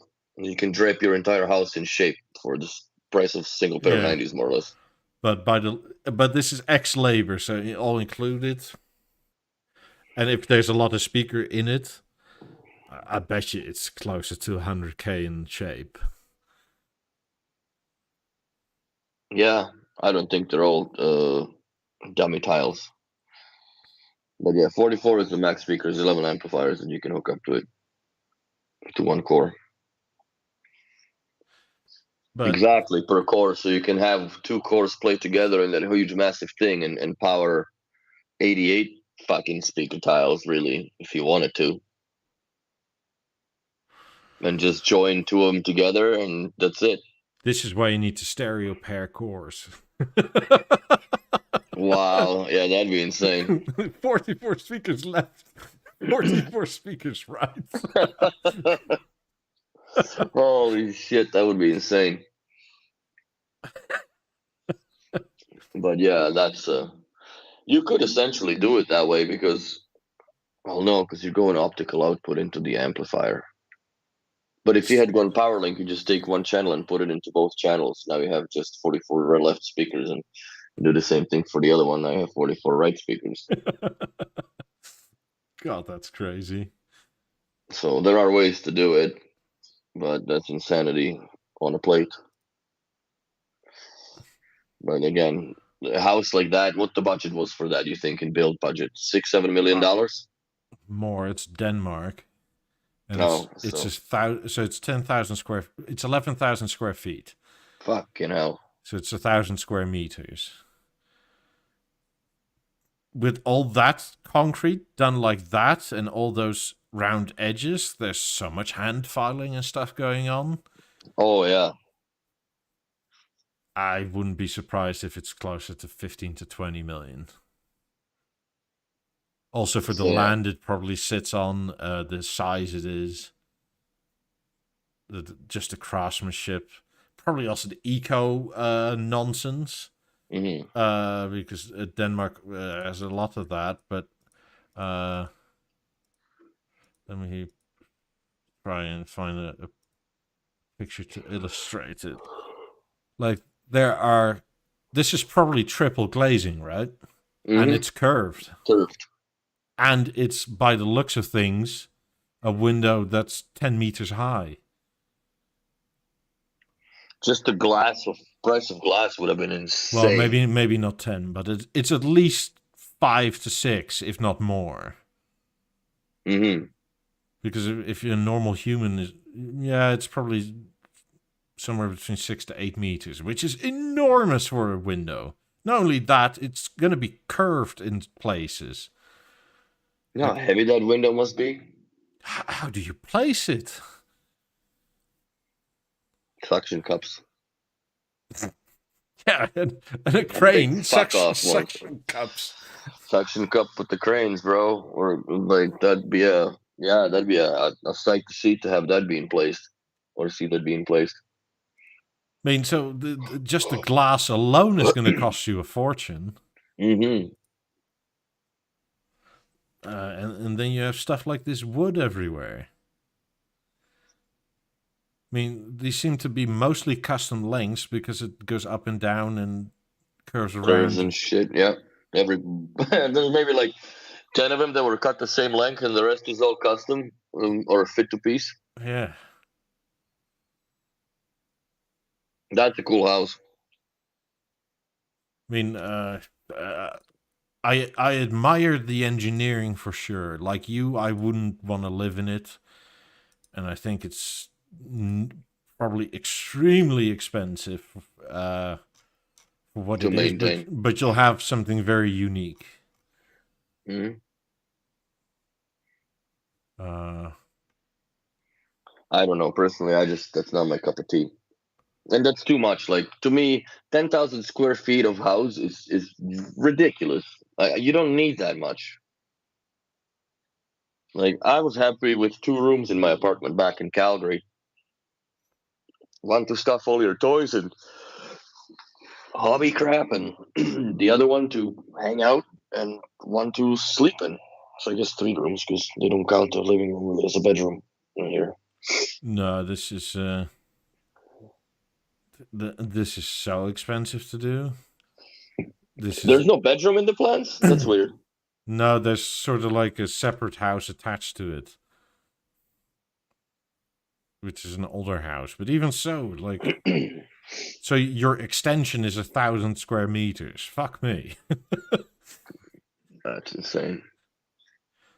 Like, even in an open space at that point, it's like, hello. Oh man, like you walk around with a walkie-talkie just to find your spouse in the house. Sound like a Dr. Zeus now, for God's sakes.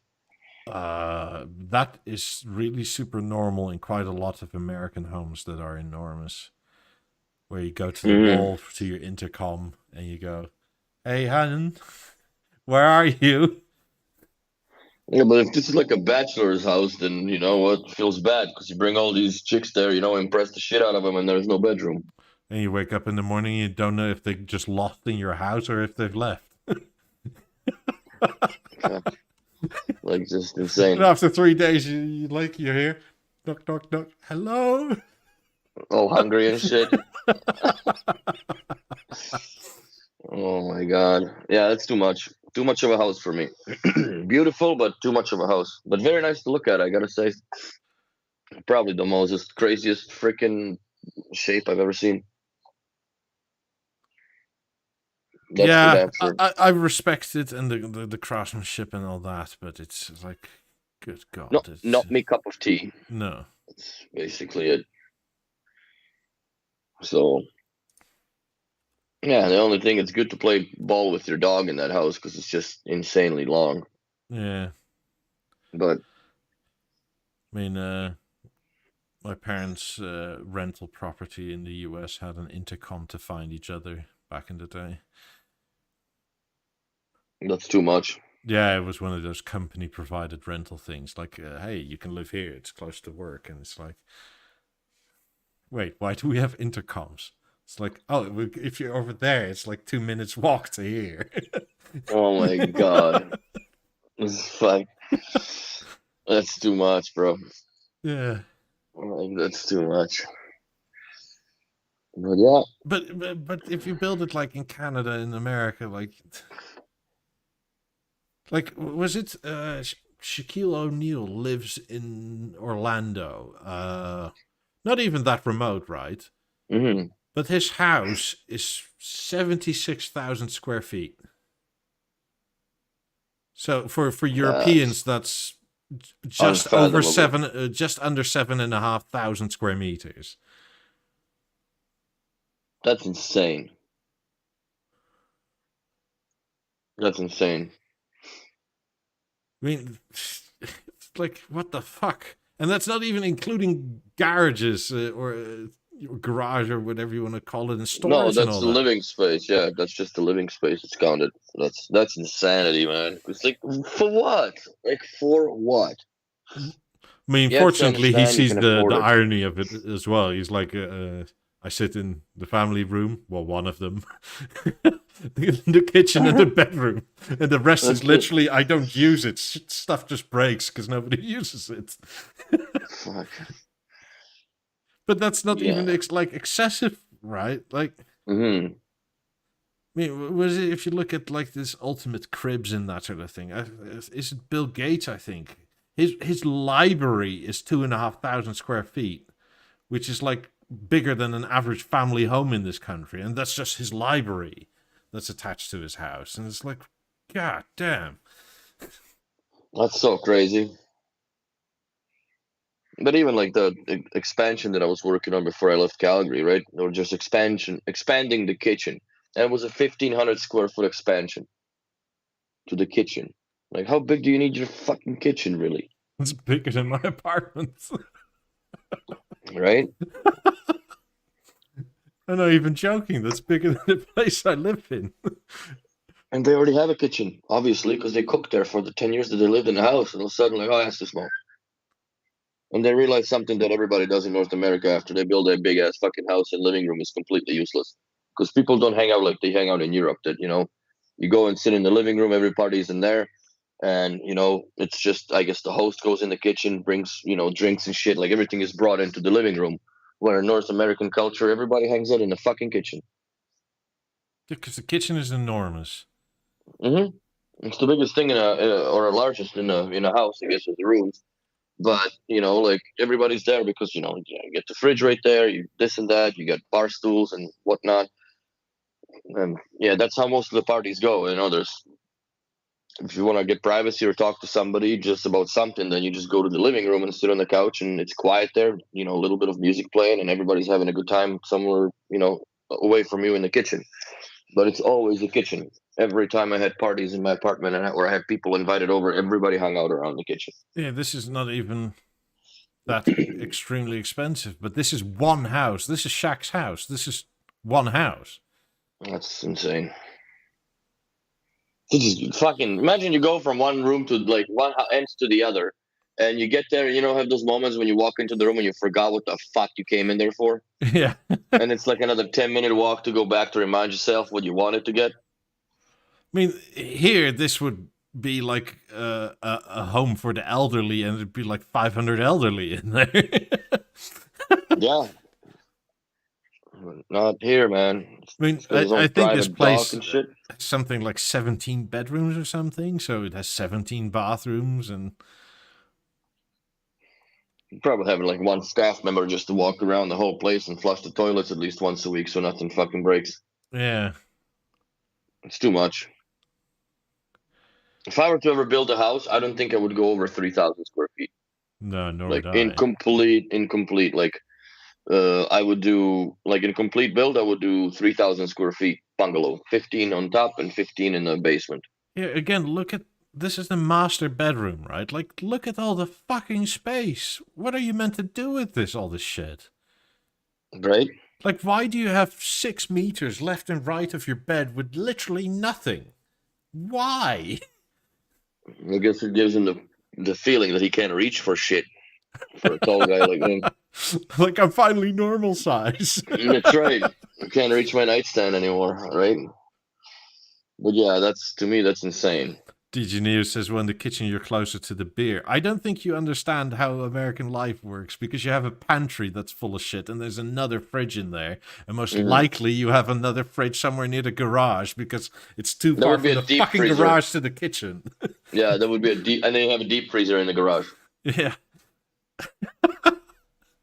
With another backup fridge every now and then I see in my clients' places. Like, there's usually a deep freezer and a regular fridge in the garage, because you're not going to go to the house to get a drink. You're in the garage, so you're going to get a drink from the garage fridge. Yeah, and even when you have like I have one of those instant espresso makers that grinds and does everything, right? If you go from the garage just to get a cup of coffee in your kitchen, like, it's literally, I'm going to take a 10-minute break before I'm back, because I'm actually walking like a minute or two. Yeah, so it's not like here where you go like door open, you hallway 5 steps and you're in your kitchen. No, it's like you go straight, you go left, right, and then you're in the kitchen potentially. Yeah, if I were to do like a place, like if I just won a whole bunch of money, I would probably buy something that is not more than 3,000 square feet. And if it was an apartment somewhere like high up in, say, Montreal here, I would probably won't go over 2,000 square feet. Don't need it. For what? Take a top floor and just double insulate the walls, because I don't want to hear it from the fucking neighbors, and then just flood the house with B&O. Period. I mean, but even if you look at apartments in the US, some of them are. What was it? I've been to the people. It wasn't toxic at the time, but apparently it is now. But at the Trump Tower, and the smaller penthouse was something like 600 square meters, so close to 7,000 square foot. Fuck. It had something like 7 bedrooms in it. And this is considered an apartment. So then, do you have roommates, or do you have a family that is too big? That like that sounds like you would have to have at least 6 kids. it's usually 2 to 3 people, maybe, that live there. Right? Well, every dog has its own room too. Fuck. Yeah. I mean, the biggest fuck you that came with that is you got a special sort of ATM card that if you stepped into the lift or the elevator, there was a slot to swipe it, and everybody that was in the lift with you was going to your place first. So if you have this massive lift and it's like 50 people and it's like, no, I have preferential treatment. I'm going up to my place first. Fuck you. Look at that. We're getting hit up by shit, bro. Sexy find and XYZ. Oh, fuck.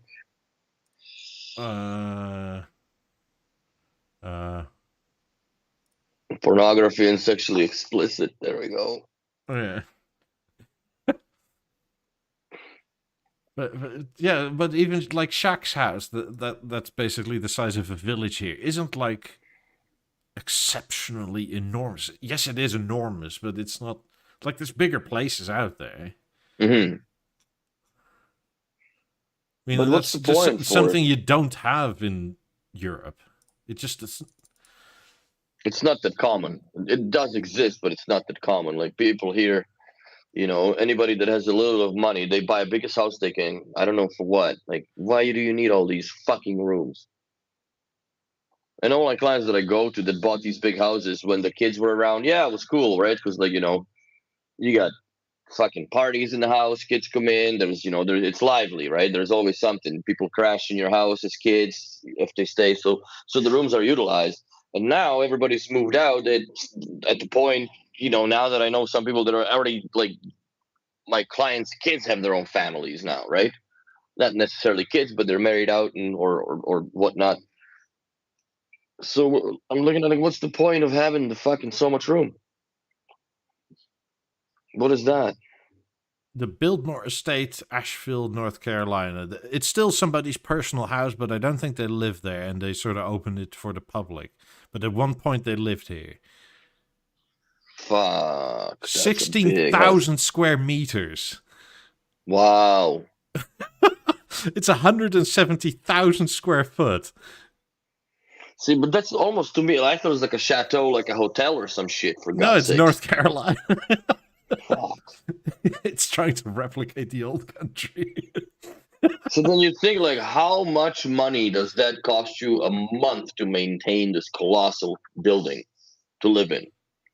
I don't know. And you sleep in one bed, like you piss in one toilet, you shower in one stall. Like, I don't understand. You probably have a dude full-time mowing your lawn. Oh, I'm sure you have a full-time gardeners, not just one. Yeah. But to me, that's insane. Like, but I guess, that's the level of money that I can't even fathom to have. And, once you do that, once you have all that money, I guess, fuck it, right? Might as well do it. That's another crazy one. What the hell is that? It's 9,500 square meters. Holy. I don't know where it is, but I think it's in California somewhere. It's like, this mountaintop is ours. We're just going to take the entire mountain and make it a house. It's insanity. Beautiful, but insane. Yeah. To me, it looks like a hotel complex almost, or like a resort type of thing. So, man, the fifth largest house, and so this is not even the biggest, is 9,000 square meters in the US. It's like, Jesus Christ. I just don't get why. For what? What do you need all that room? It's other than the bragging rights and I don't know, if that's how you show your achievement, then good for you. Yeah. But I just don't dig on it at all. I don't know why, but it doesn't do nothing for me. Unless I had like, I don't know, like sort of the Indian style of family where your grandparents live with you and her grandparents live with you and aunts and uncles all live with you, and then it sort of makes sense, right? Because you want to live together but also not on each other's lip. So it's like, I have $1 billion. Fuck it. You can be 100 meters over there in the same house. But yeah, it's to me, I don't understand it. But I'd rather spend the money on B&O in a house and make a smaller house and just have it properly integrated everywhere. But that's just how I would live. Because this is a little bit of a nonsense. A little bit of a nonsense. Yeah. It is what it is. I mean, B&O should definitely look into getting these people as a customer. Mm-hmm. Yeah, that's too much. Too much for 21 me. bedrooms. Just because I should put a freaking theater in each. That's what they should do. Gosh, if it's 40 cars. Can you imagine if you actually get that as a dealer thing? As like somebody comes to you and says, "Hey, I have 20 bedrooms. I want a theater in every one of them." Like, are you Fucking good? what colors, bro? That's what I would be. Thanks for the dono there, Sigmund. Appreciate it. Sigmund. Thank you, Sig Space Mund. Thank you. If you have a question, please feel free to ask us. Obviously. But yeah, it's I don't know. I would do it. Obviously, like if you have houses like that, then it's the money is not an object anymore. Then to me, I would have a free reign in properly doing the house. Like that's what I would be interested in. No cut corners, not at all. Because I hate how some people look at it. That I guess it's different when you worked for yourself. Not most of your life, but I've worked for myself long enough now, I guess, to understand the value of a Time business and money. Yeah. and time versus money, what it costs to being where I'm at right now, where I just show up, right? Because it's a bigger operation, so everything is basically taken care of in one regard or another. For me, it's just the limitation. Like I don't have all my tools with me sometimes, and blah blah blah. That's my only worry. That what's the fucking unknown that I come into? Oh, life as a wagey versus as an owner is quite different. Yeah. But at the end of the day, but it's also the risk is different. So, well, do you have no risk if you're employed? Like if the only risk you have is the one that you bring up on yourself. You fuck up something, right? Or don't show up, or under influence or whatever. Like there's numbers of ways to sabotage your career. I'm certain of it. But it's so much harder with the business because you get home and it's not fucking over. You just crack a beer and cook me some food. No, I gotta go do billing. I gotta look at what I'm doing tomorrow. I gotta line up all the shit for the day and so on and so forth. So I look at it here and I work with these people that I work with. I definitely look at it still from my level of responsibility when I do a job, right? Or I go somewhere. Like I need to have it. It needs to be exactly as I want it to be. Because at the end of the day, I'm putting my name on the end on that project, and I'm not doing no bullshit. So it's tough. It's tough because some people have and never will have an understanding of what it is like to eat only what you kill. yeah, there's pros and cons to both of it. Of course it is. I mean, if you're the proprietor of a business, keeping a customer happy means a lot different thing to you than when you're employed When you by send somebody. somebody else, Yeah. exactly. I mean, I guess you can sort of solve it with incentives and like pay structures and that sort of thing. But yeah. If you get that wrong, then you end up with basically a car salesman, and nobody likes those. Right, and it's if you spoil people in the wrong way, then too bad. But I can't imagine some of these houses. If you're just a dealer and somebody walks in and is like, "Yeah, hey, I'm crazy billionaire X.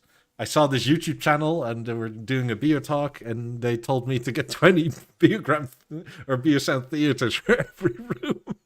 So I'm here now. Yeah. How much is it and what's the discount?" A lot of this, I think, amounts to the designers. Like this is, I think, that's the outreach outreach plan or what do you call it? that they have as far as B&O is, right? Like they do reach out to clients and not clients but the interior designers, and it's more or less on the stores as well or upon the shops. Like if I spoke French or if this wasn't language limitation in Canada for me here, I wouldn't be just an installer here. I would go after fucking I would be in sales. That's for 100%, or at least a system design, so I can make sure that the guys that are going out on the job, it's all 100%. It's not a surprise, motherfucker, right? Because that's the worst that you can have. It's just when you come in there like, oh fuck, like we didn't, nobody's been here, so nobody knows what it is. Every now and then you go off of like a couple pictures that the client gives you on a phone, which there's no volumetrics to it as far as imagining, okay, how far in space and what we got to do and blah blah blah. How much cable can I run into here? So yeah, it's always difficult. But if that was not if for me it wasn't the case that my language limitation here, I'd be hunting some huge ass architects here and interior designers, because that's the people that have the ultimate power. But do they also still only speak French though? Surely that's more international by now.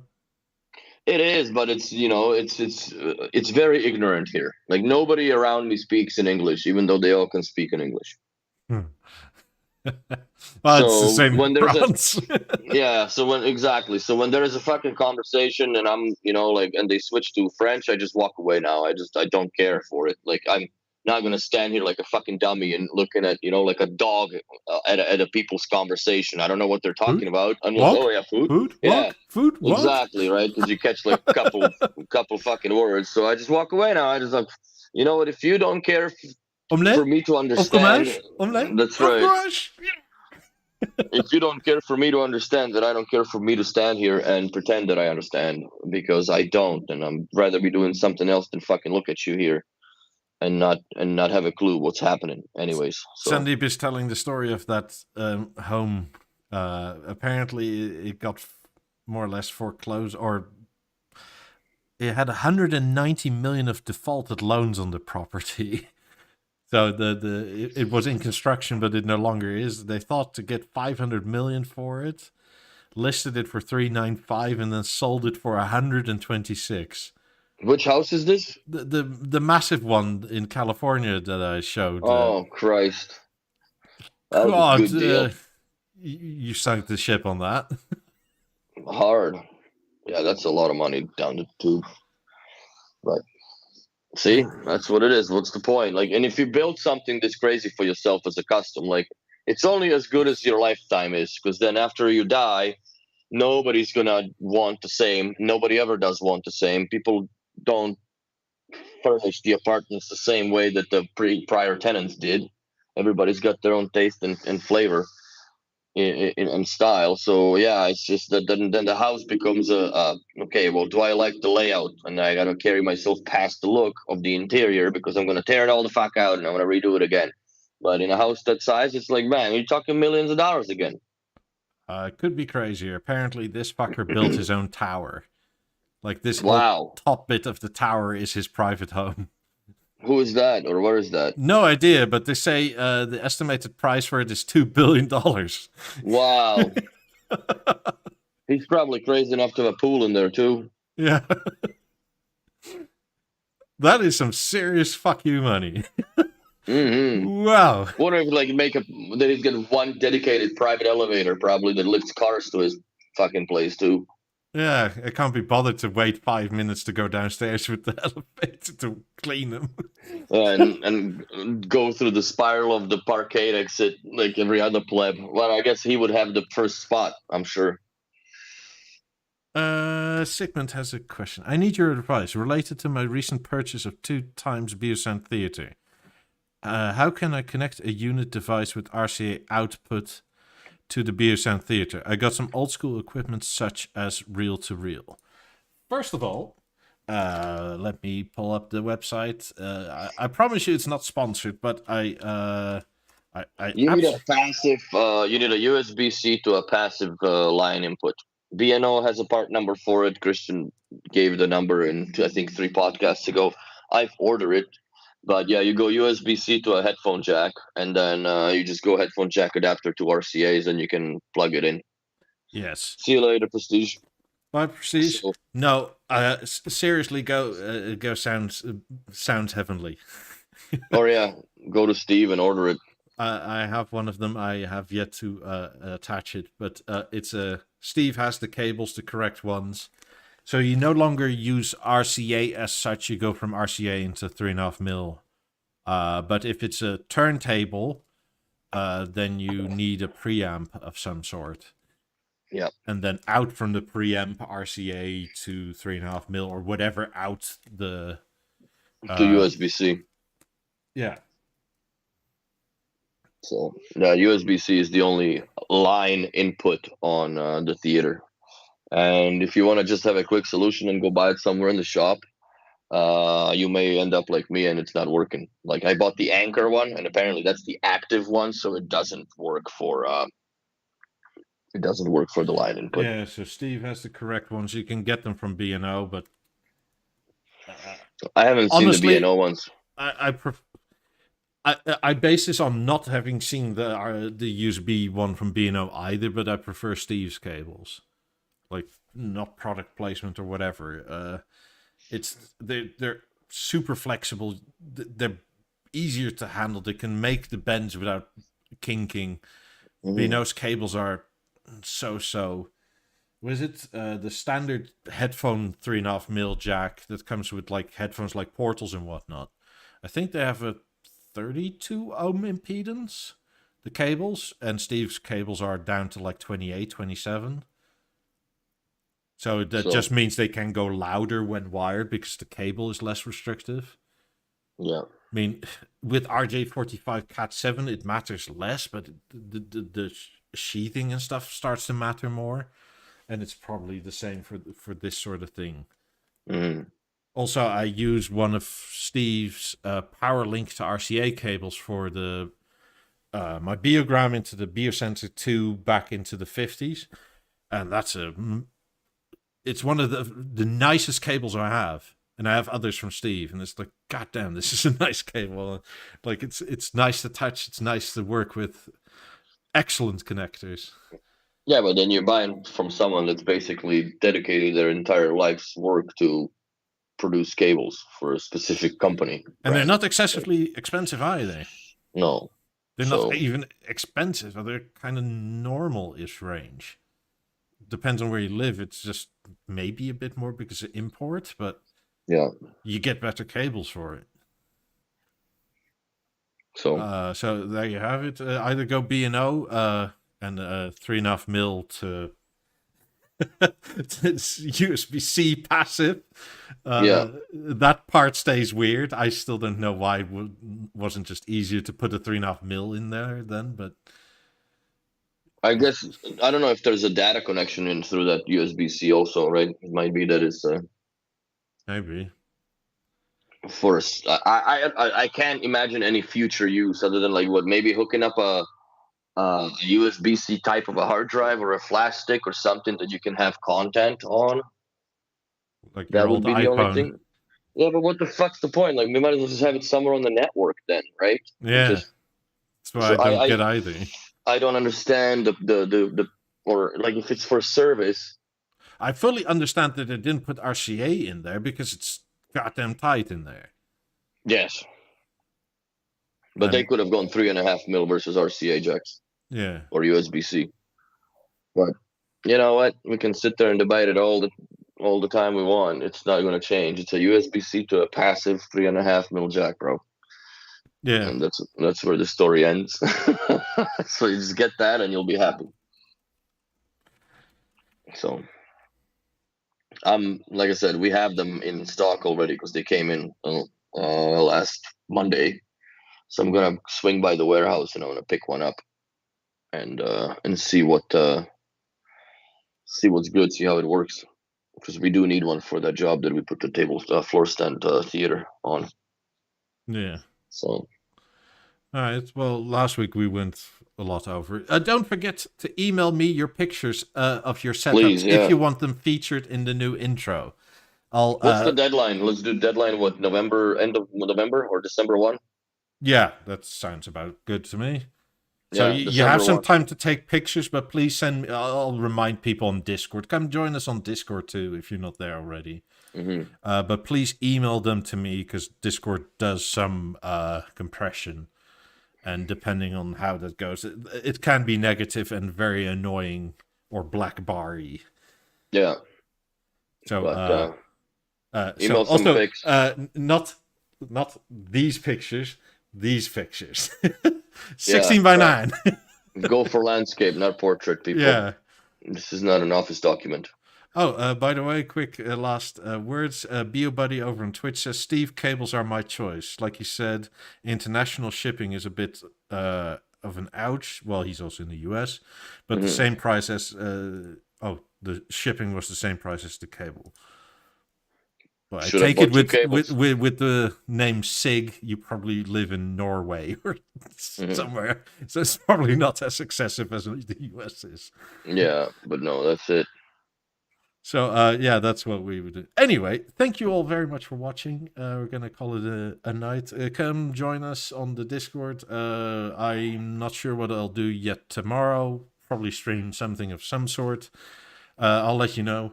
And hope everybody has a good week. And see you next one. Bye.